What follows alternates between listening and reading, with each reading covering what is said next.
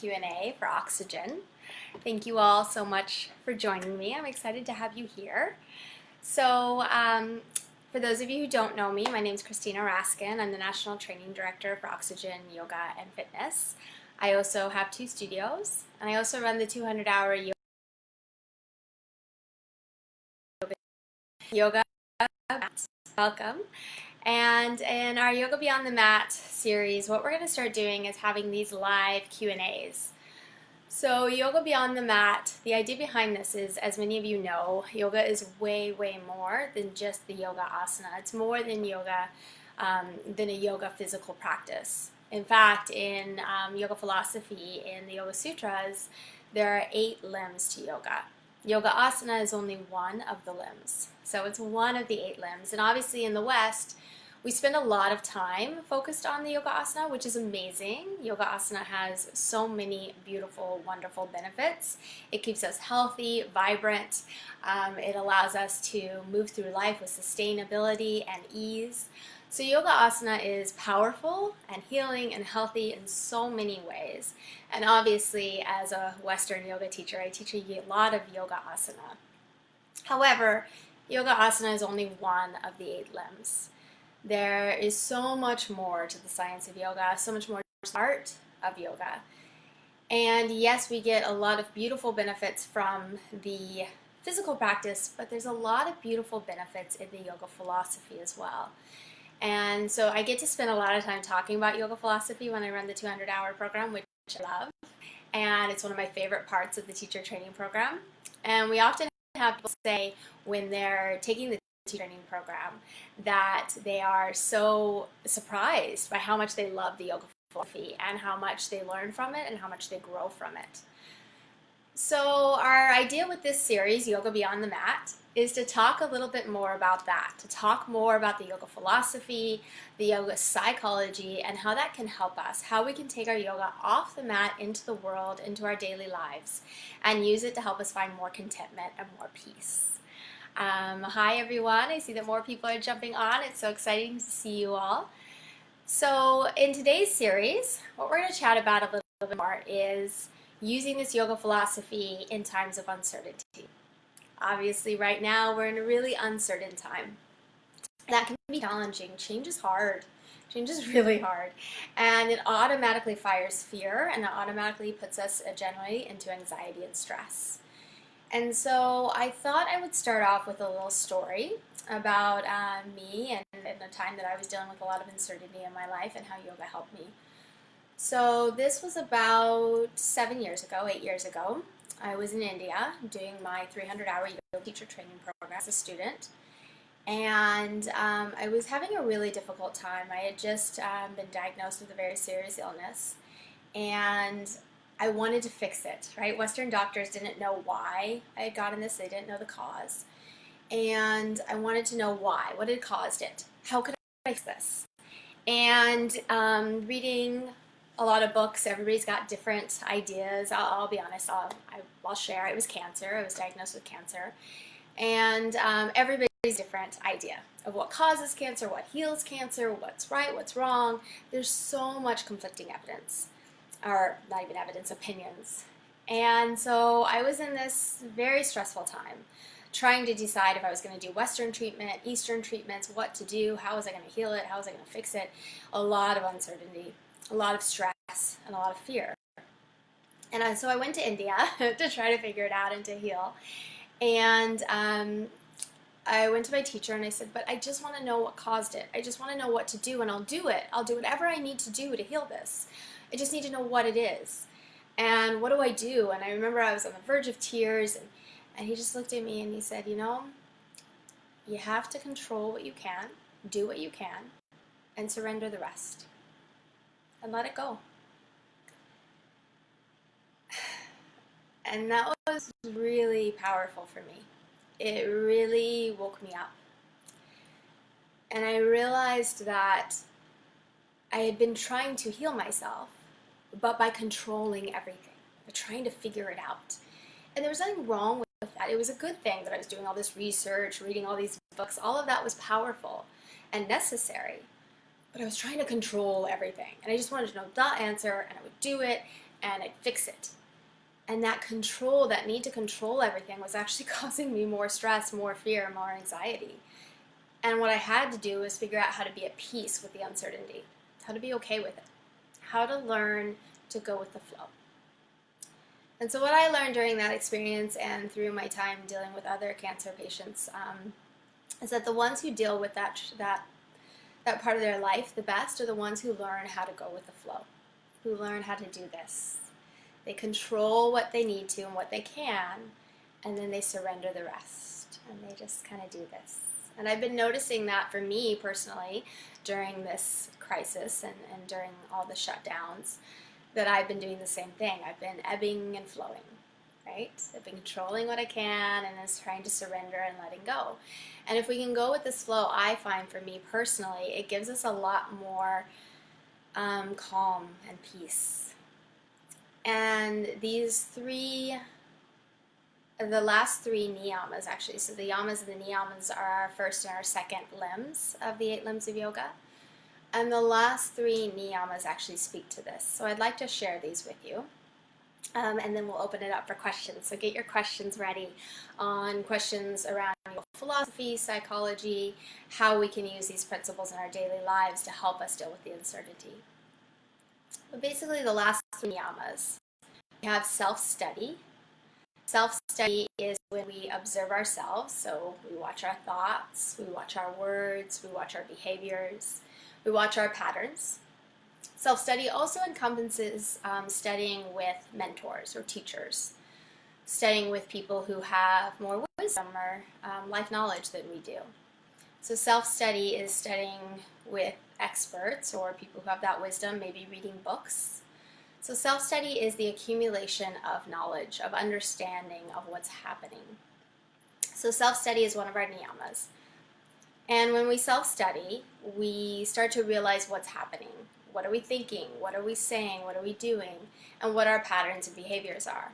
And once we see that, then we can see what we can control. It gives us the knowledge. What is within my control in this situation? And then we use one of our other niyamas, tapas. Tapas is this burning enthusiasm, this desire. It's also discipline. It's the discipline to do the work to change what you need to change. So for me, in my previous example, I had to do the study to figure out about diet and health and all these different things, herbs and supplements. And then I had to have the discipline, the tapas, to make those changes, to cut meat out of my diet, to limit my dairy, all of that. So tapas is the discipline to make the changes that you need to make. It's the controlling what you can control. And then our last niyama that comes into that is Ishvara Pradyahanan, which is surrender, releasing. So through self-study, we learn what we can control. We control that with our discipline, with our tapas. But we also learn what we can't control, what's beyond us, what we don't understand. I have to call it the mystery. And so with Ishvara Pradyahanan, we surrender. We say, okay, I can't control this. And we just go with the flow. I can't control that this virus is going around. I can't control that my businesses have to shut down. I have to surrender to that and have some faith and some trust that it'll work out as it's going to work out, as it should work out. And those 3 things working together, this ability to go with the flow, to control what you can, what you need to, and to release what you can't control. This flow will give us a lot more peace. It'll give us a lot more contentment. At least it has for me. That's my personal experience. And I find this idea of going with the flow very powerful. And so I'd love to chat more about how to do this in our lives, how to bring this in a really concrete way. But I'd also like to open this up. I'd like this to be more of a dialogue. So please write in your comments. I see that we've got quite a few people on, so welcome. It's so nice to see you all here. But please write some comments and some questions, and we'll try to make this an open dialogue as much as we can. I'm just going to squeeze through here and see if I have a question. Good one. Hi. Okay, I don't see any questions yet. So please pop in when you have some. So I'm going to just chat a little bit more about this. So yes, uncertainty, very hard, right? And especially right now, because there's so much change happening constantly. It's not just that we're uncertain, it's also that things are changing daily. We're getting more and more news, more and more evidence. And so with this constant change, that disrupts our system, obviously. So as many of you know, we have our central nervous system. Within the central nervous system, we have our sympathetic nervous system and our parasympathetic nervous system. And right now, because there's so much uncertainty, what that automatically does is it triggers us into our sympathetic nervous system. The uncertainty and the constant change makes us fearful. And that's not a bad thing. Our sympathetic nervous system is not the enemy. It's a healthy system. The fear is actually helpful. Right now, it's what's keeping us indoors. It's what's keeping us away from other people, which we need to do. So the fear is okay. The problem is when we get into fear too much, when we stay in fear. So if we stay in the sympathetic nervous system too much, what that actually will do is suppress our immune system. And obviously that's not what we want right now. What we want right now is strong, healthy, vibrant immune systems. So we need to find ways to use the fear in a rational, healthy way without letting the fear take over. And so one of the things I like to do when I feel that fear is taking over, the fear of the unknown, this uncertainty, what am I going to do? Why are things, so all over the place? There's a few different practices I like to use, but let's do one together right now. So try to find a space, if you can, where you can just sit up tall. Allow your eyes to close for a moment. And just start to check in with your breath. Just notice in and the out. Inhale. Exhale.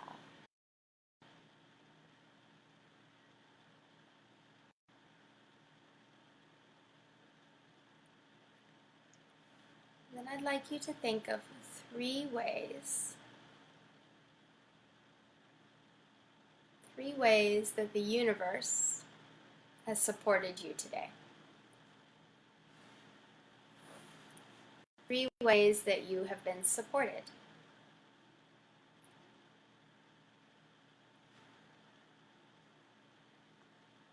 So maybe it's the fact that you have food in your refrigerator.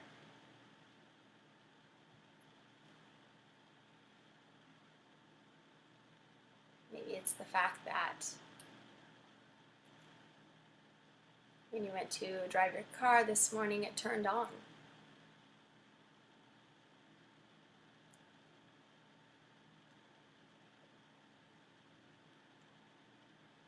When you went to turn on your computer this morning to join me, it worked, and your computer was there.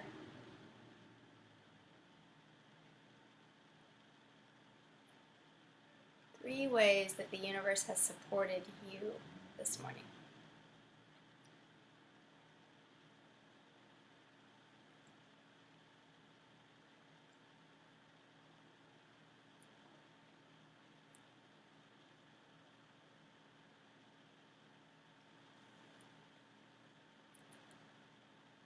When you're done, maybe flutter your eyelids open.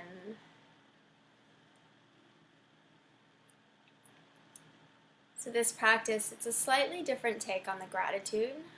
Gratitude's obviously very powerful.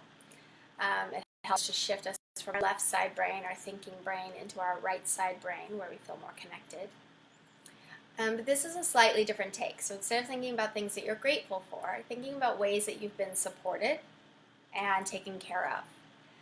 So like I said, there was gas in my car today. It actually worked. These things that we take for granted that are supporting us, that if we didn't have that support system, if we didn't have the food in our fridge, if we didn't wake up with the sun rising, that right there is a way that we were supported today. There's all these ways that the universe does support us, does take care of us, does keep us safe. And taking a moment to reflect on those, to write those down in a journal can be really helpful and a really great way to bring us back to feeling a little more safe, shifting from our sympathetic system into our parasympathetic a little bit. So I've got a couple of ones popping. So Valerie's asking, what are suggestions to keep bringing us back to these three niyamas? Really great question. So there's a few different ways depending on the way your brain works. I like to give different options because obviously we're all different. So if you're a list person, what I like to do is make a list of all the things that you can control in this situation. The three things that you can always control in any situation are your thoughts, your words, and your actions. And those three link, right? What you think about will become your words will become your actions. So those are three things we can always control. In this particular situation, what's going on right now, my husband and I sat down and we made a list of finances, what we could change finance-wise, what we had to adjust. So making a list of what you can control in the situation is taking a moment to reflect, svadhyaya, or self-study, and to notice what's happening and what you can control. So thoughts, words, actions. The way to start to control those is meditation. I know a lot of people don't like to hear that. I know when I was in my 20s and everybody told me you need to start a meditation practice, I was sick of hearing it. But honestly, that's what works. If you meditate, if you take time to pull back from your thoughts and observe them, then you start to see the thoughts. You start to see the thought patterns, the chitta vrittis, this wave pattern in our brain, where we spend our mental energy. So if you meditate, you start to see that. And with some space between you and your thoughts, you can start to change your thoughts. You can start to interrupt them when you see that thought pattern happening again. That thought pattern of, how am I going to pay my mortgage? That thought pattern of, how are we going to survive this? This thought pattern of, am I going to get sick? When you see those thought patterns that aren't healthy or helpful, you can interrupt it. And the only way you can do that is if you get some space between your thoughts, which is meditation. And it doesn't have to be sitting. You can do a walking meditation. You can do a tea ceremony where you make tea or coffee and just be really mindful with every single step so you're really present. The mindfulness will help. Eventually, it's most helpful if you sit in stillness. That's where you can watch the thoughts the most. But at this point, if that's too overwhelming, do a walking meditation or a moving meditation in some way. And that's where our physical asana practice is also really powerful. You can do a moving meditation on your mat, and it helps to teach us how to meditate a little bit and how to move slowly and mindfully so that when we sit down and start to observe our thoughts, we can do that a lot better. So coming back to Valerie's question, how we do that is we write a list, one of the ways, we write a list of all the things we can control. And then to control our thoughts, our words, and our actions, we first have to get that space between us and our thoughts. So we have to sit and watch the thoughts. When you see thoughts that aren't helpful and you have that space, then you can step in and change the thought pattern. And as you start to change your thought patterns, it will naturally start to change your words. It will naturally start to change your actions. And by getting this space between us, our thoughts, our words, and our actions, it will help us to be more proactive in the way we move through life and not reactive. So when we're not watching our thoughts, we're reactive. We get triggered, we have a thought pattern, and then we just blah, blah, blah, blah, blah. We act and we do without thinking about what's happening, without thinking about what would be healing and healthy for us and for those around us. So through meditation and through this distance, you can start to watch the thought and go, oh, I don't like that thought. I want to change that. And change it before you react. So perfect example, my husband and I this morning, I got triggered and I wanted to say something or react and probably do something that wasn't helpful for us. I saw it happen. And oh, okay, I'm reacting, right? My thought, my pattern is happening. An old childhood belief is coming up. And I don't want to act that out. To be honest, I was like, I can't act that out. I'm going on Facebook Live. I have to be grounded and calm. So I was like, ooh, okay, I don't want to act that out. I can see that thought pattern. I'm going to let it go. Versus being reactive and, spewing something negative at my husband. So that's how we can control our thoughts, our words, and our actions. So coming back to those three niyamas. So just to review, if you guys missed the beginning, we were talking about the three niyamas that help us during times of uncertainty. It is self-study, tapas, our discipline or our desire, burning desire to make changes, and then ishvara pradyahanam, which is surrendering to those things we can't control. So control what we can, release and surrender to those things that we can't. And with the self-study, we learn the difference. So coming back to how do we do this in real life and how do we actually do this? So through self-study, through meditation, through studying with our teachers and people who have some life lessons and some wisdom. It can be your mom, it can be a book that you read. So through self-study, meditation, and wisdom, learning from our teachers, we start to learn what we can control and what we can't. So then we can make a list of what we can control, include on there always your thoughts, your words, and your actions, and then any other particulars around this particular situation. And then when it comes to surrender, for me personally, surrender is a hard one. I think other people it might come easier. But surrender is powerful if we can get there. For me, it's easiest for me to surrender when I do guided meditations or come to my altar. And I tend to read stories about mythology, different deities, just ones that inspire me, and use that to help me to surrender and have faith. There's something bigger at work, whatever you want to call that. That's up to you how you want to label that. If you want to label that God, universe, like I said, I like to call it the mystery, this thing out there I don't understand. And so being able to come back to surrender and having faith that everything's going to be okay, whatever that looks like. It may not be what I think it's going to look like, but I've had enough experience in this life to know that so far I survived, and if I don't survive this time around, I don't. But I can surrender and have faith to that. So I'm just going to scroll and see any other content. Like I said, if you have any other, please type them in. I'd love this to be more of an open dialogue as best as we can. Carlene says, meditation is the medicine. My answer to almost everything. Go meditate. Care tips, good. Is the knowing at an intellectual level, intuitive level, emotional level. What's your take on that? Beautiful, I love it. So I will come back to the self-care tips, definitely. But I want to touch on this knowing because that links into what I was previously talking about. So in the Yoga Sutras, if we go on that, the Yoga Sutras say that once you can calm your mind, you can calm your chitta vrittis. Once you can calm your mind, and you can remove yourself from your ego and see that the belief that I am my body, my labels, my car, my house, my titles, once I can see that that's actually not who I am, that it's an illusion that I think I'm that, once I can see that's not who I am, I can calm myself enough, calm my thoughts enough to realize that's not who I am. Once I can do that, I can sit in my true nature. I can be who I really am. And this is what yoga believes is a divine being. We are divine creatures having a human experience. So when I can connect to that divine being, when I can connect to that part of me that's within all of us, I like to call it our white light, whatever label you want to put on that, but the white light that's within me, that's in with you, and you, and you, and you, and all of us, we all have that white light. So does my dog. So does a cow, so does a cockroach. We all have this white light. We're all divine beings having this manifested experience as a human being. So when I can calm the mind enough and realize that that's what I am and connect to that, then that knowledge becomes deeper and true and less intellectual, less left side brain, and more knowing. I get to the divine source, and then it's just wisdom that I have. It's just wisdom that's there.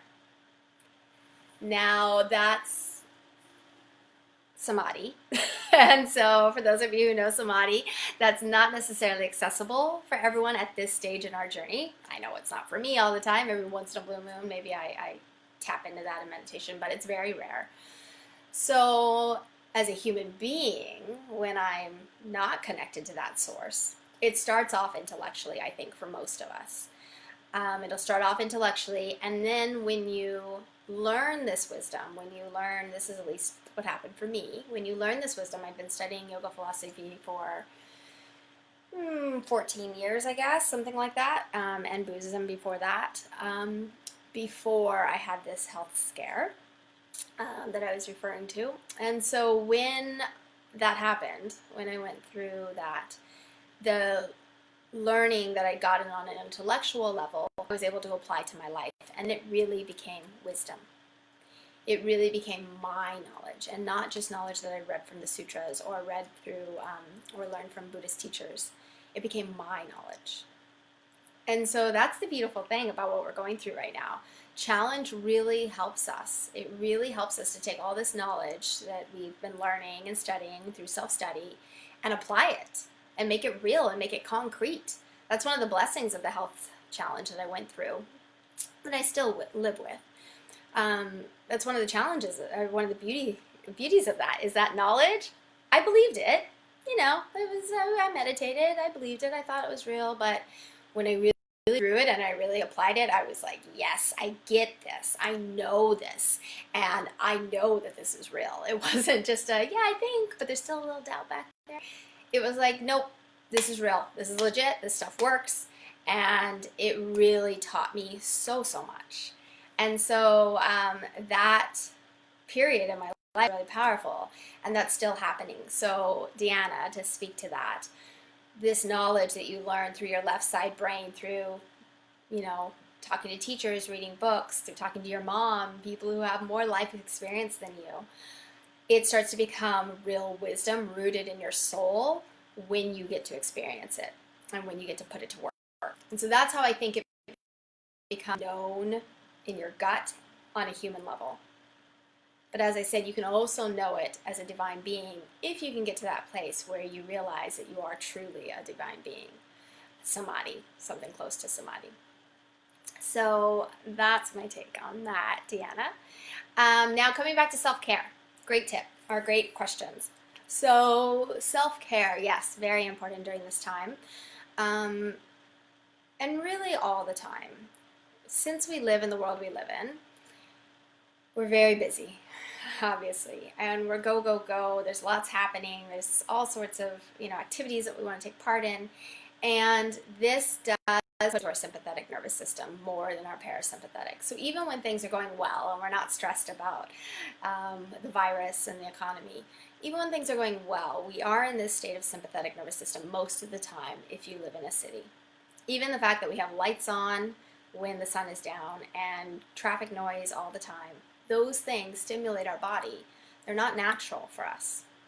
So we're in this sympathetic nervous system most of the time, which, as I already mentioned, depresses our immune system, not to mention our fertility, our digestion. So even if you're eating healthy, you're not digesting all the nutrients. It depresses our elimination system, so you're not eliminating all the toxins well. So being in this sympathetic nervous system too much, again, it's not the anime, the sympathetic nervous system isn't a bad thing. It can be healthy at times, like right now, when we need to be a little fear-based to make sure we handle the situation well. But if we're in it too much, then that's not healthy. So self-care is so important. And for me, honestly, I have the hardest time with this. I actually schedule it into my calendar. So I have scheduled floats every week that I do. I love it. Highly recommend. You can't go right now, but you can lay in your bathtub. That's my other favorite. I'm a Cancer. I'm a water sign, so I love water. So bathtubs for me, big one. Also walking in nature, forest bathing, huge for me. I have a forest nearby at UBC, and I still go there every time I feel stressed out. When I feel really overwhelmed, that's where we go. When I was going through my health challenge, my husband would take me there like every day. And we still have that whenever it's stress time. It's like the jungle. I call it the jungle. It's not really the jungle. Trees, to the forest. Go to the forest. So just go be with the trees. And honestly, I'll tell you, I honestly go hug a tree. I really do. I walk out into the trees and I just spend a few moments. I hug the tree. I put my cheek against it. Feeling the earth. Grounding is so powerful. And there's science behind this. I won't go into that, but there is.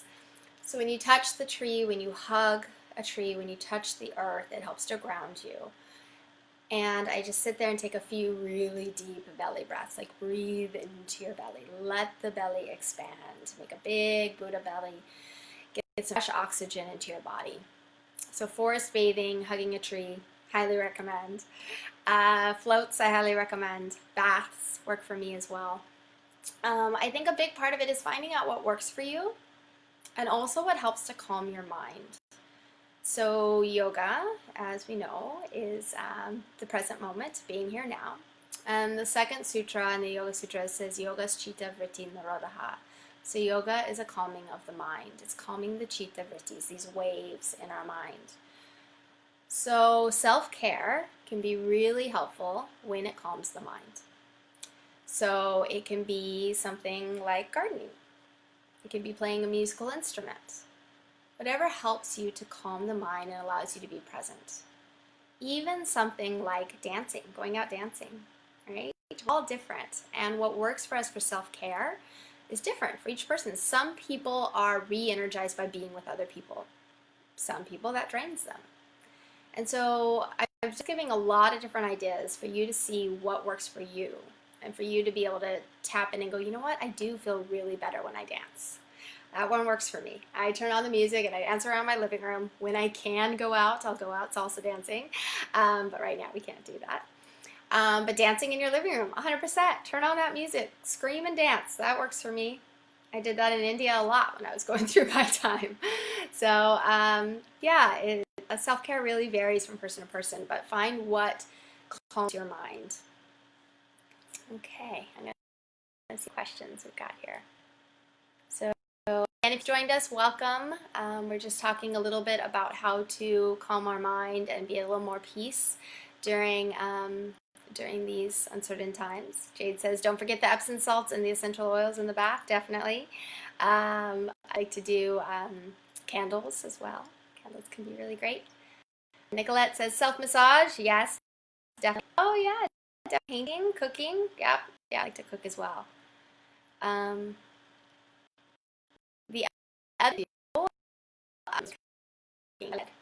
so I don't usually have the time for it, but right now I do. So I've started baking bread again. And I do bread that takes about 3 days. So that way it's a continual practice. There's something that and again, it's different for every person. If this becomes oh God, I have to do the bread. Oh, I've got to get to that. If it becomes that, then that's not self-care, obviously. But I like kneading the bread. I like taking care of the bread. I like seeing that process and seeing it puff up every time. And then at the end, you have this beautiful, very yummy, fresh bread right out of the oven, which is amazing. Okay, I've got a few other comments here. Journaling, yes. Coloring, definitely. Chocolate works. Yeah, chocolate does work. Actually, something that was really interesting about chocolate is chocolate's actually grounding. So I was talking earlier about hugging a tree and touching the earth, like actually putting your hands and your feet in the dirt. That is grounding. It helps to balance our electrons. But chocolate also grounds us. So a lot of times if you go to a meditation practice or something like that where you get really up into your upper chakras, and then you need to go outside and drive a car, to help you ground back down into your human experience in your lower chakras so that you can function well and drive the car, chocolate helps. So you just want to take a little piece of chocolate, put it in your mouth, and eat it mindfully so that you really taste every single little taste. And that will help to really ground you. It pulls you down into your bottom chakras, so it will pull you into your second chakra. So our second chakra is our seat of pleasure, self-pleasure, being able to enjoy life and pleasure ourselves without guilt or shame. So when you have a healthy second chakra, you can enjoy the chocolate without feeling bad. You can enjoy sex without feeling bad. It's the place where we can feel pleasure and joy and love life in that beautiful, healthy way. So yes, chocolate is really helpful. Let me see what else they're saying here. Brewing kombucha. Yes, I used to do that. I stopped doing it because I was too busy, but I should do that. Yoga is medicine and maintaining our inner peace and relaxed mind. Yes, definitely. Ooh, good one. So ideas for falling asleep with an anxious mind or how to resettle after waking up with nightmares. Yes, a couple of different ideas on that. So if it works for you, it doesn't work for everyone, but sometimes falling asleep to music can be helpful. There's a lot of different apps that you can look at. There's Insight is an app I use that has guided meditations on it, so you can use a guided meditation to help you fall asleep. There's also binaural beats. I haven't heard about these. Binaural beats are great. Binaural is B-I-N-A-U-R-A-L. And binaural beats are designed to change our brain waves. So they have binaural beats for all sorts of different things: falling asleep, studying, focusing the mind, deep meditation, and they're all different. The song is designed differently to change your brain waves. So you can find binaural beats for sleep. That can be really helpful. I recommend that. The other one is Ujjayi breath. Ujjayi breath helps so much to help you fall asleep. So if you don't know Ujjayi, just do it briefly. Basically, you inhale and exhale through the nose. Lips are lightly closed together. And you find a deep contraction at the back of your throat. It's the same contraction you would have if you were going to fog up a mirror. By going, making that ha sound. And you contract the back of the throat like that, but the lips are closed. And you breathe in and out through the nose. You generally try to have the inhale and the exhale equal length, but it depends on what works for your body. So if it works for you, you can count the breath. You can count for an inhale 4, 6, or 8, depending on your lung capacity. And then exhale for 4 or 6 or 8. And that whole time you have that contraction at the back of the throat as you're breathing, so you can hear your breath. Some people call it the Darth Vader breath, and so it sounds like Darth Vader, or it sounds like the waves of the ocean. And there's mixed, depending on the lineage you talk to, some people believe you should contract the throat during the inhale and the exhale. Some people only do it during the exhale. Do whatever works for you, whatever feels good for you. And if you're doing the breath and it's causing anxiety or stress, then release it, change it in some way. That's obviously not what we want. So Ujjayi breath is a great way to fall asleep again once we wake up with nightmares, or if we're having a hard time falling asleep at night. The other one I like to do is I like to count backwards. So I count backwards, usually from 21. I don't know where I got that number, but 21 is usually where I start. And I count my breath. And I inhale for 21, exhale, think 21. Inhale 20, exhale 20. And with every exhale, I focus on softening my body, on surrendering the weight of my body into the bed. So every time I exhale, I surrender the weight of my body into the bed a little bit more. And then usually I don't get to 1 or 0. I'm usually asleep by, 10, something like that. So to answer Sarah's question, ideas for falling asleep with an anxious mind or waking up with nightmares. Ujjayi breath is helpful. Using binaural beats to fall asleep. Guided meditations like the Insight Timer. Using the Insight Timer to find guided meditations. And then counting backwards your breath from 21. And every time you exhale, soften the body a little bit more so you can surrender. Think about when you're surrendering how, even though you think you're relaxed, even though you're in bed, how we tend to still hold ourselves up.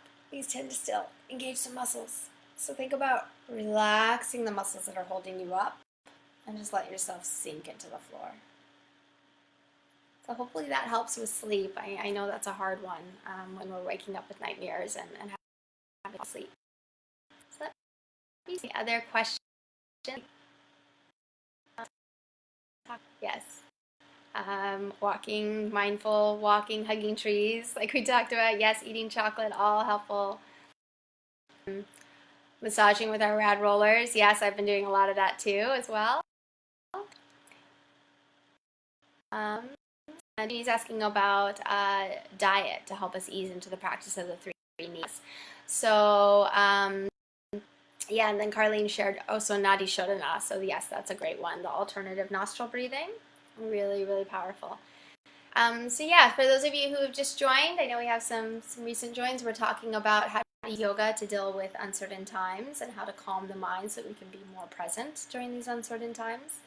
And we've been discussing mostly the last 3 niyamas and how they help us. So self-study, watching our own thoughts, words, and behaviors, and studying with teachers, studying books to help us realize what's happening in the world and in our reality. Realize through self-study what we can control and what we can't. Then use our tapas, our discipline, our burning enthusiasm, and our desire to change and control what we can. and then using surrender, Ishvara, Pradyahanam to release those things that we cannot control. And this allows us to go with the flow a little bit better and allows us to find more peace. So yes, let's talk a little bit about diet. So I generally like to bring my diet knowledge from Ayurveda. I do get some of it from other places as well. But it is definitely believed that certain foods have different vibrations, and those vibrations affect us. And with Ayurveda, it's helpful to know your own constitution and what your general vibration is, so that you can adjust and change that with Ayurveda. I won't go into that now because it's a whole nother hour. But what can be helpful, a few different things. So in these times of uncertainty, generally our root chakra is going to be off kilter a little bit. So our root chakra is at the base of our spine. It's red, and it governs our feeling stable and grounded and safe. And so when the root chakra is out of balance, there are different foods that can help to balance that. So root vegetables are really powerful for that. So your carrots, your potatoes, things that are grounding and of the earth can help to balance that. The other types of foods that help with that are stews. Heavy, warm stews can be really helpful. That's more kapha energy. So that's going to help to balance us when we're in this state of constant change, which is our vata, this constant movement. So anything that's kind of earthy and grounding can be really helpful. And then just speaking to, because she asked about the diet in particular in relationship to the 3 niyamas, I think any diet that helps you to be more balanced, clear-minded, is going to help with all the yamas and the niyamas and your yoga practice whole. So for me personally, I don't eat meat. It's a very heavy vibration. And I find that I'm not as vibrant or energetic when I'm eating meat at all. So that's one for me. Caffeine obviously is disruptive to our energy field, so releasing caffeine. But anything that you find makes you it'll lower your vibration and that you're not as clear-minded. So sugar as well, sweets, which that one's a hard one for me, I'll admit. I love my sugar. So diet is very specific, and I'm not a dietitian, so I don't want to give too much knowledge around that. But I do think that can be an important part for sure. I know that once I started eating healthier and once I cut meat from my diet, I had a much easier time meditating. So much easier, I can't even tell you. So it really helped to clear my mind a lot. All right. Ooh, books. Yes. Oh, goodness. Lots of books. We're asking for suggestions on books. So, as many of you know, I love the sutras.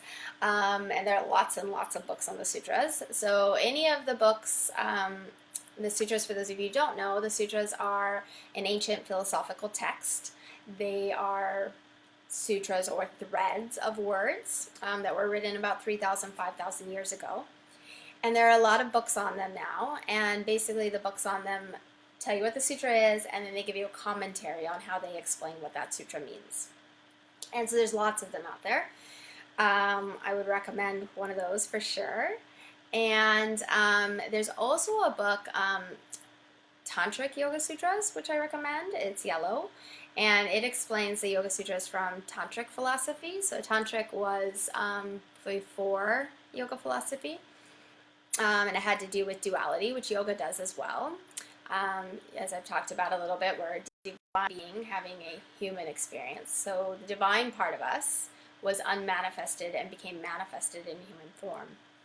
So this is this duality. And within this manifested world, we have duality, light and dark, yang and yin. So Tantric talks a lot about the duality. And so I find the Tantric perspective of the Yoga Sutras really interesting as well. I'd also recommend the Gita, the Bhagavad Gita. It's really great. It's a mythology, it's a story. And I think generally reading the Gita is helpful if you get a book that has commentary in it that helps to explain what it's talking about, because once you kind of see the deeper meaning behind it, that's what really gives it its heart. So I would definitely recommend the Gita. I don't know. What other books recommend to Janine? Yeah, I'm doing a lot of reading right now as well. What are my other? know a lot of people agreements. I haven't read it in a while. I did get when I read it. But yeah, that's a really great one. Yeah. And Janine, just a side note, in your miscellaneous manual from teacher training, there is a reading list in the back right before the anatomy section, so you can always look in there as well. And I was actually thinking, I'll post something on my blog. I've been meaning to do that for a while. I'll post a blog about different books to read as well. Okay. Doing my piece. Okay, I'm gonna go in for questions for a little bit longer. And just see if anybody has anything. So please feel free to write in if something comes up. But I will touch on one other thing in regards to this. So one of the sutras says that from contentment, supreme joy is gained. Contentment, or santosha, is also one of our niyamas. And santosha, or contentment, I find is also a really powerful practice. And it's an active practice. It's something that we have to work on constantly, at least I do. And yoga believes that santosha, or contentment, is different than happiness. So happiness is a fleeting emotion. It's like grief or sadness or anger. And it's this fleeting emotion that we feel for a moment of time, and then it moves on. So I like to think of these emotions as the weather patterns of our body. So just like we have rain and then sun and then snow, our body has grief and sadness and anger and happiness and joy, and it just moves around all the time. And this ability of being able to go with the flow that I've been talking about, this ability to ebb and flow with what's going on, a big part of that is the ability to feel emotions as they come up and then to let them go. It's a hard practice, but it's a very powerful practice to not hold on to the emotion. So when an emotion comes up, what we want to do ideally, if you have the space and the time and you feel comfortable with this, is we want to feel that emotion completely. Allow yourself to feel the emotion, whatever it is. Give yourself the space and the time. Go put yourself, if you're I've done this, if you're at a party and there's people everywhere, go put yourself in the bathroom. Handle your emotion. Let it move through you. If you repress it or push it down, it's just going to come back up. And I believe that will lead to blockages in your energy, which will then lead to physical illness. So we want to feel the emotion completely, be present with it completely. Let it move through you. And if you let the weather pattern of the emotion move through you, it will create space for a new emotion. And the more you practice this, the easier it gets and the faster they move. So, I used to sit with emotions for 3 days, be stuck in that anger or stuck in that resentment or stuck in that fear, whatever it was. And I've gotten really good now of just moving it through. So sometimes I'm with that emotion for like 3 minutes, and then it moves, and then a new emotion comes in. And so I probably look a little crazy because sometimes I might be crying, and then I'm laughing 3 minutes later. But it's healthy, I think, to move that emotion through you, make space for a new emotion. So these fleeting emotions are going to come during this period, 100%. As we ebb and flow through this, you're going to have so many emotions come up. And so allowing yourself to just take yourself away if there's other people around and sit with it. Allow it to come out. Sometimes it's helpful to move the body. If it's anger, hit your bed. If it's a sadness, sit and curl up. Move your body in a way that helps you to release that as well. Sometimes flowing through a really easy cat-cow child's pose is helpful.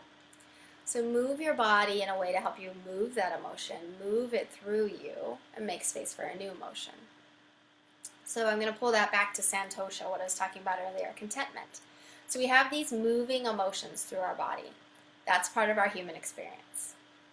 Yoga believes that we always have contentment with us. That's part of our divine experience, the divine part of us that's having the human experience. So we have this santosha, or this contentment, that's always there. It's not a fleeting emotion, it's our natural state. So when we can see that these emotions are weather patterns of the body, they're weather patterns of the human experience, they don't define me, they're not who I am, then I can have that in my human experience, release it, and then I can start to create a little bit of space and distance between me and that emotion, just like we talked about earlier, of having that distance between you and your thoughts. And I can sit in my contentment, my santosha, and observe those patterns and go, oh, that's interesting. I'm feeling anger now because of what such and such said, which triggered me from my childhood pattern. And that's interesting. And I can let that be and still sit in my contentment. Finding contentment when we're in these uncertain times can be really hard. Like I mentioned, when I went through my health situation that I'm still going through, I constantly am doing this job of coming back to santosha. And again, with practice, with meditation, it becomes easier. And santosha is just coming back to this place of deep contentment, knowing that I'm safe and everything's okay in this moment in time. And as the sutra says, from contentment, supreme joy is gained. So once we can find that contentment, we do find joy. So I'd like to tie this back into how we started. We started by making a list of ways that the universe supports us. So one of the ways to help ease our fear, ease our sympathetic nervous system, one of the ways to come back to this contentment is to realize the ways that we are supported, even when we feel this chaos and this tornado around us.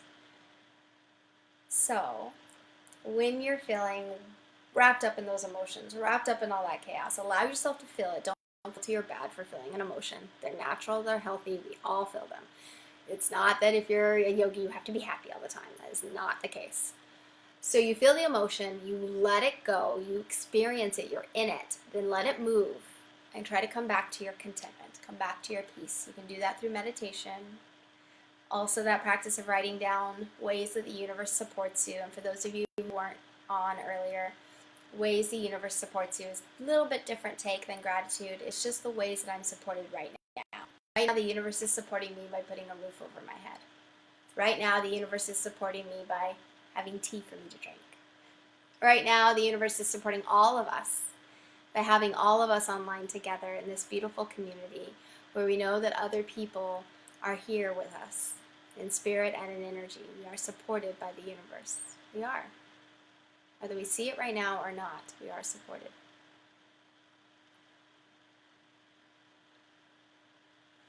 So, any other questions on that? Jade has a really good point. She says listening to audiobooks while painting is wonderful. Om mantra, yes, definitely. Courtney says. So Om, yes, Om is great. So Om is the natural sound of the universe. It's, you've ever heard NASA releases sometimes these tapes when they do recordings out in the universe and they can hear the sound of the universe. So there's particular sounds that the universe naturally makes. Om is one of them. And so yogis chant Om a lot, and it helps to balance their chakras, and it helps them to connect to this universal energy, this divine part of them. So Om is 4 sounds: Ah, O, and silence. And when you start off chanting Om, you want to start off with the Ah in a low vibration, so it's hitting our low chakras. The O comes up into our higher chakras, and then the is the top chakras. The you want to seal the lips and hum, and what that will do is it'll actually cause this vibration in your head. That's actually quite yummy, I think, and very juicy. And what's really powerful about that actually is it stimulates a nerve that goes down either side of our ear that actually, or other side of our neck from our ear, and it actually calms our central nervous system. So believe it or not, physiologically in your body, chanting Om calms your central nervous system. It moves you from fight or flight, sympathetic, and moves us into parasympathetic nervous system, our rest and digest. So yes, chanting Om on a very physical, scientific level can actually calm us. So coming back to those 4 sounds, it's Ah, O, and then silence. And chanting that can be very powerful.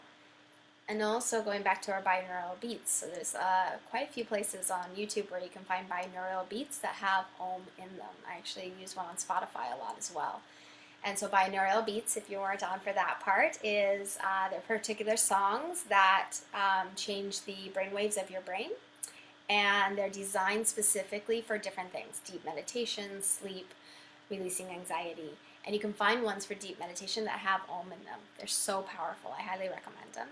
And so you can either sit silently with the Om, or you can chant Om yourself if you feel comfortable with that, of course. Just that Om is not religious either. Yoga is not a religion. It's a philosophy, and it's a lifestyle. So it's not dogmatic. You can chant Om while being Christian or a Buddhist or a Muslim.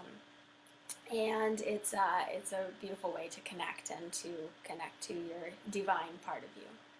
Yeah, connect to the universe. Okay, on that note, I'm going to start wrapping things up. We only have a couple minutes left. So any questions or thoughts that you'd like to share, please know. I'll share with everyone. As I mentioned, I will on my blog, so you can visit my website, Christina blog, Janine, for you and for everyone. And I'll put a couple of different types of books, like different, some for fun and some that are a little bit more yogi. Yes, I'd like to end on that note. So a few just things to review. Self-love, self-care, so important this time. If you can, go touch the earth, take a bath. Take that time to meditate and start a meditation practice, because that will be so powerful in helping to get some distance from our thoughts. And once we get some distance from our thoughts, we can be more proactive in the thoughts that we choose, the words that we use, and the actions that we do. And having control over some things in this uncertain time is really powerful and helpful and will help calm us. But know that you can't control everything. There are things outside of your control. There's a mystery at work here that none of us understand. And being able to be at peace with that is really powerful. So try to go with the flow. As my teacher in India said, control what you can. Use your discipline, your tapas, and your burning enthusiasm to make the changes that you need to make. And whatever you can't control, surrender. Let it go. Let it be what it is. Have faith that you're going to be okay. From the bottom of my heart, I thank you all for showing up, for being here, and I wish you all well during this uncertain time. Please keep your eyes posted on Oxygen Everywhere Facebook page. We will be doing this again soon. Thank you all so much.